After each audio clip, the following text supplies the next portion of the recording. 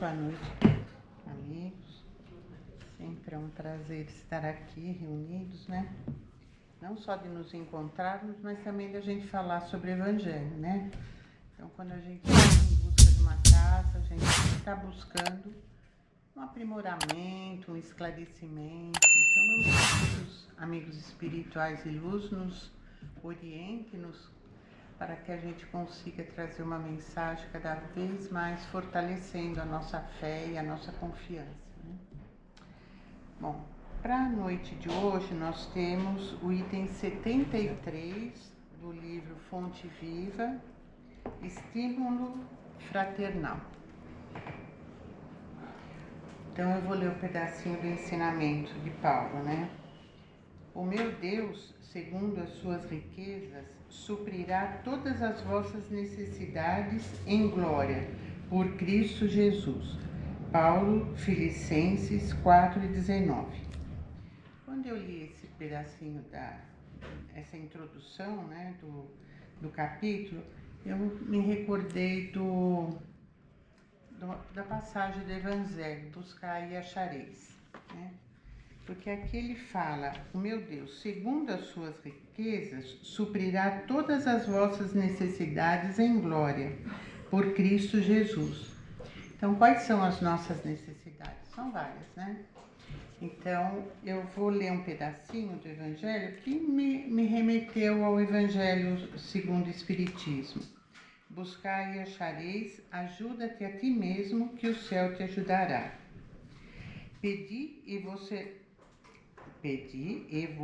se vos é difícil mesmo. Pedi e se vos dará. Buscai e achareis. Batei a porta e se vos abrirá. Porquanto quem pede recebe e quem procura acha, e aquele que bate a porta abrirá. Do ponto de vista terreno, a máxima buscai e achareis é análoga a essa outra, ajuda-te a ti mesmo, que o céu te ajudará.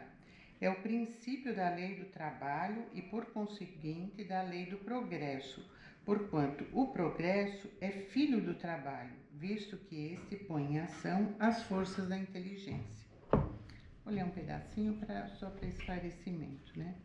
Então, a gente pode observar que quando tudo aquilo que a gente pedir, a gente tem possibilidade de conseguir, mas desde que a gente se empenhe, a gente trabalhe e tenha uma predisposição ao crescimento, né? Se a gente for fazer uma analogia, quando o homem era bem lá atrás, né, no início da civilização, a humanidade, o que eles faziam? Eles trabalhavam também. Eles procuravam, através da caça e da pesca, enfim, a fonte de alimentação deles. Então, era uma forma ainda incipiente sobre o trabalho. Mais para frente um pouco, eles foram se reunindo em grupos, porque eles sentiam a necessidade de proteção. Então, os homens da caverna, assim, eles se reuniam em grupos e ali eles formavam um mini clã onde um ajudava o outro. Então, os homens saíam para caça, as mulheres ficavam fazendo as coisas lá da onde elas moravam, criando os filhos, enfim. Então, aí já tinha um princípio incipiente do trabalho. E a inteligência ainda era muito rudimentar, porque o homem, ele só trabalhava e pensava na sua sobrevivência. A ideia de Deus era uma ideia muito ainda distante, longínqua, né? Eles acreditavam que existia um ser superior que se manifestava através da natureza. Então, a relação com o divino era uma coisa muito distanciada e temerosa também. Então, essa proximidade era mais complicada, porque o trabalho deles, a vontade, o desenvolvimento, era somente para a sua sobrevivência. Bom, mas Deus dá ao homem o desejo de melhorar sempre. Ele desenvolve a inteligência de forma paulatina. Com o tempo, as pessoas começaram, e Deus foi assim, pela misericórdia divina, ele foi enviando missionários, pessoas, espíritos mais esclarecidos, para irem levando até a humanidade terrestre, a terrena, né, aqui do planeta Terra. Ele ia enviando missionários para que levasse também os ensinamentos de Deus. Então ele enviou vários missionários, né? Então Moisés, a gente já sabe praticamente muitos, né? Os profetas, e não só no Oriente, mas também em todas as partes né? Quando a gente sabe que na Índia houve o Siddhartha, enfim, em vários outros lugares, o Buda, né? Então vinham vários missionários trazendo um esclarecimento sobre o divino e trazendo também a importância de se ligar a Deus, né, a um ser superior. E aí, quando vem Jesus, né, seguindo nessa trajetória, 2000 anos, veio Jesus. E a máxima do ensinamento de Jesus era amar a Deus sobre todas as coisas e ao próximo como a si mesmo. Então, aí ele fundiu praticamente os 10 mandamentos de Moisés nessa lei universal, que é a lei do amor. Mas sendo que o princípio é amar a Deus sobre todas as coisas e ao próximo como a si mesmo. E nós que já galgamos alguns anos aí na nossa trajetória, depois de várias reencarnações, a gente que nós estamos aqui agora, né, tentando aprimorar ainda mais o nosso espiritual, procurando através dos ensinamentos da doutrina espírita ou dos ensinamentos da espiritualidade, entendermos e trabalharmos também um pouco mais o nosso espírito.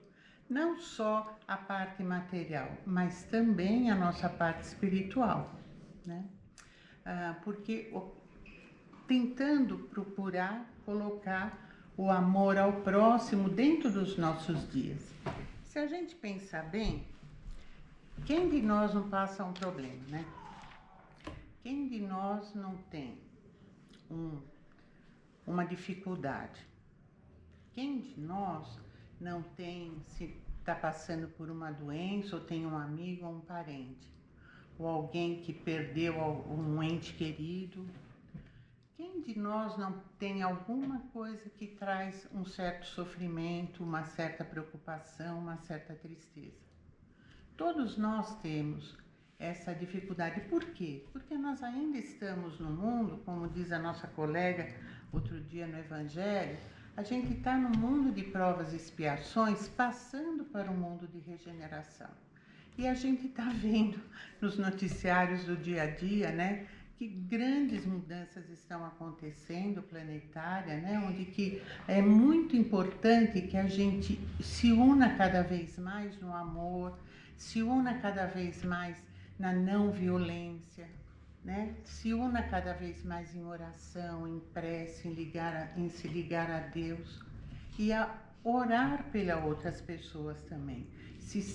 A gente já se sensibiliza com as dificuldades, com os problemas que os outros estão passando. Mas só a sensibilização talvez não seja o suficiente. O que mais que a gente possa estar colaborando, ajudando para que a gente ajude nesse momento tão difícil que o planeta Terra, que o povo, a população da Terra está sofrendo, né? Não é só o sofrimento com a guerra, que já, né, que é uma coisa muito, com as guerras que já são muito difíceis, mas é a natureza, né, aquilo que aconteceu em Minas Gerais. O mundo está em profunda transformação e nós também temos que acompanhar essa transformação, também nos transformando, também procurando fazer o melhor de nós, também ajudar o planeta também a crescer, também ajudar cada um que mora, que convive, que vive aqui no planeta, a passar, a ajudar de uma forma ou de outra o nosso próximo.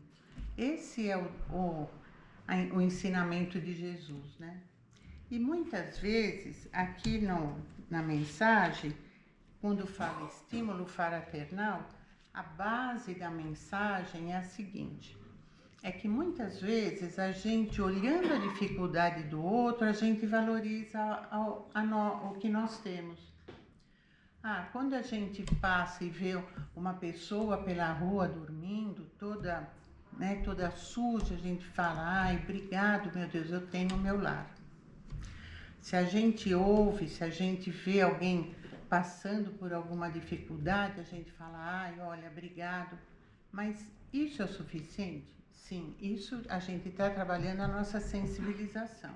Então, isso é muito importante. Então, quando a gente toca isso no nosso coração, é porque a gente já está trabalhando um pouco o nosso emocional a fim de ajudarmos as pessoas.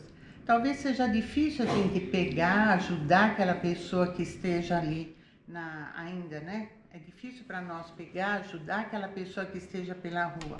Mas talvez a gente possa fazer uma prece. Talvez a gente possa emitir um pensamento de força, de coragem. Essas pessoas que perderam tudo em Minas Gerais, né? Que se a gente não puder colaborar com alguma coisa, mas que a gente possa emitir uma vibração de consolo, sabe? Uma mensagem, mandar uma mensagem para alguém que a gente saiba. Isso é uma forma de a gente estar ligando uma corrente do bem. É uma forma de a gente colaborar na transformação que a gente todos nós estamos passando. Todos nós estamos nesse caminho da evolução e todos nós temos que aproveitar mesmo essa encarnação para a gente trazer um pouquinho mais de espiritualidade para o nosso dia a dia, né? Então aqui, no final da mensagem, ele fala assim: quando plantares a alegria de viver nos corações que te cercam, em breve as flores e os frutos de sua sementeira te enriquecerão o caminho. Isso é para a gente plantar a esperança e a fé. Quando a gente faz isso para alguém, gente, é a lei da atração, né? É o dar e receber. Quando a gente se abre para dar alguma coisa, queira ou não, a gente vai receber. Porque essa é uma lei divina do dar e receber. Quanto mais a gente dá, mais a gente recebe. A gente recebe em coisas materiais? Pode ser. Mas muitas vezes a gente recebe em esperança, em alegria, em compaixão. Sabe? A gente sempre vai receber algo quando nós damos algo para alguém. Para qualquer pessoa, para qualquer ser, para um animal muitas vezes, né? Se a gente cuida de um bichinho com muito carinho, sabe? A gente também está dando o nosso amor. E a gente recebe o que em troca? Umas lambidas, minhas cachorras, umas lambidas, a gente recebe, né? A gente vê a alegria deles. Basta a gente dar um pouquinho de amor, olha o quanto que a gente recebe. E de um animal. Imaginou com pessoas que um ser humano, né? Se a gente puder colaborar e ajudar, a gente vai crescer na nossa espiritualidade e aí a gente vai ter um estímulo fraternal. Qual é o estímulo? É a gente se estimulando a também ser fraterno. E para concluir, passa rápido o horário, né? Aqui. A gente prepara quase uma hora.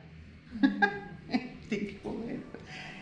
Para finalizar, eu tenho um conto para esclarecimento, né? Que vem bem a calhar, a musiquinha, que vem bem a calhar do esclarecimento da noite de hoje, né? Chama O Contador de Estrelas Apagadas. Havia um homem chamado Renato, que tinha o hábito peculiar de sentar-se toda manhã na varanda com uma xícara de chá e pensar, não nos próprios problemas, mas nos alheios. Não por maldade ou por espanto. Pensava no pescador que acorda às 4 da manhã com os ossos doendo e com o mar incerto. Pensava na mulher que cria 3 filhos sozinha e ainda assim passa batom antes de sair para o trabalho, como quem planta uma flor numa calçada rachada. Pensava no velho do andar Pensava no velho do andar de baixo que recebe cartas, mas nunca as abre, como se guardar o envelope intacto fosse uma forma de adiar a solidão. Enquanto pensava, algo estranho acontecia dentro do peito de Renato. Não era tristeza, era mais parecido com reconhecimento, como quando os olhos se ajustam ao escuro e começam a ver o que sempre esteve lá. Uma manhã, ele percebeu que havia dormido bem, e esse fato simples, ter dormido bem, tomou uma proporção que nunca antes tivera, porque ele havia pensado no caminhoneiro que dirige a noite inteira sem poder fechar os olhos. Então, o travesseiro frio, o silêncio do quarto, os próprios pulmões enchendo de ar sem esforço, tudo isso tornou uma dádiva absurda, quase ofensiva de tão generosa. Generosa porque ele estava dormindo numa noite aconchegante, pensando no outro que estava trabalhando, né? Outro dia pensou no rapaz que perdeu a voz num acidente e no jantar, quando sua filha chamou: "Pai, a comida esfria." O som do próprio nome da boca dela entrou nele como uma música de igreja. Renato não era um santo. Reclamava do trânsito, se irritava com contas, tinha dias cinzentos como qualquer um, mas havia desenvolvido, sem querer batizar com nenhum nome bonito, uma prática simples: usar o infortúnio alheio não como comparação, mas como espelho do que ele ainda tinha e não via.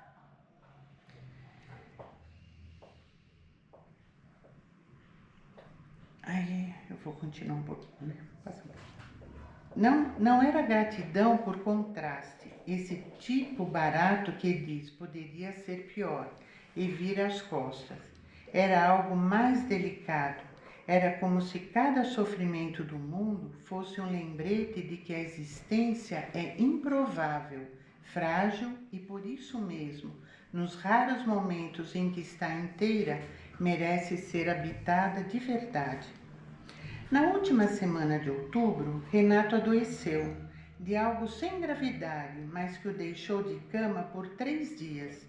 E ao se levantar no 4º dia, ao sentir as próprias pernas o sustentando outra vez, olhou pela janela e viu a rua molhada de chuva, as poças refletindo o céu, uma criança pulando sobre elas de botas amarelas.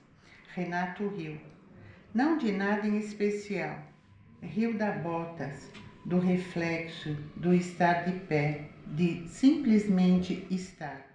E pensou naqueles que nunca mais se levantariam de uma cama. E em vez de culpa, sentiu uma espécie de obrigação terna, viver bem por nós, por todos nós. É uma mensagem bonita, né? A gente tem sempre que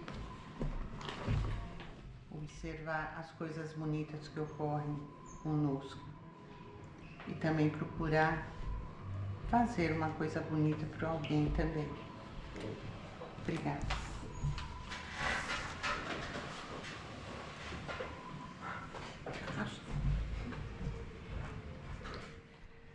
E assim, queridos amigos, vamos nos unir em oração. Que as nossas vibrações amorosas fiquem como um feixe de luz e que possa acolher alguém que esteja nesse momento precisando de ajuda. Que as nossas vibrações amorosas, de amor profundo, cheguem até essas regiões de guerra com tanto sofrimento. Que as nossas vibrações amorosas cheguem até o nosso planeta, onde estão com tanto problema do clima, das florestas, dos animais, da flora e da fauna. Vamos vibrar com muito amor pelo nosso Brasil, para que ele seja sempre um país voltado para o bem. Vamos vibrar pela cidade de São Paulo, pelos nossos bairros e pelos nossos lares. Que os nossos lares sejam bênção de luz e de amor, compreensão e fraternidade. Vamos vibrar por essa casa de oração, que ela sempre esteja unidas pelo laço do amor e que possamos sempre aqui chegar trazendo nosso coração repletos de alegria. Vamos vibrar pelas pessoas que estão pelas ruas, sem um teto, sem uma cama, por aqueles que entraram nos vícios, por todas as crianças abandonadas, pelos velhinhos desamparados, por todos aqueles que nesse momento estão desencarnando, que eles possam ser acolhidos no plano espiritual com muito amor. E vamos vibrar por nós mesmos, para que tenhamos força e coragem de continuarmos na nossa jornada, sempre trabalhando para o bem e procurando de uma forma ou de outra trabalharmos para o próximo também. Que Deus esteja conosco e agradecemos do fundo do coração as bênçãos desses amigos espirituais que sempre estão nos auxiliando, que sempre estão nos inspirando, que sempre estão ao nosso lado. Agradecendo a Bezerra de Menezes e a todos os companheiros amigos de luz que já desencarnaram e que aqui também estão presentes, nos auxiliando e também comungando conosco essas vibrações amorosas. E assim, gostaríamos de dar por encerrado o Evangelho da noite, orando a prece que Jesus nos ensinou. Pai nosso que estais nos céus, santificado seja o vosso nome. Venha a nós o vosso reino. Seja feita a vossa vontade, assim na terra como é no céu. O pão nosso de cada dia dai-nos hoje. Perdoa as nossas dívidas, assim como nós perdoamos aos nossos devedores. Não nos deixes cairmos em tentações, mas livrai-nos de todo o mal. Que assim seja.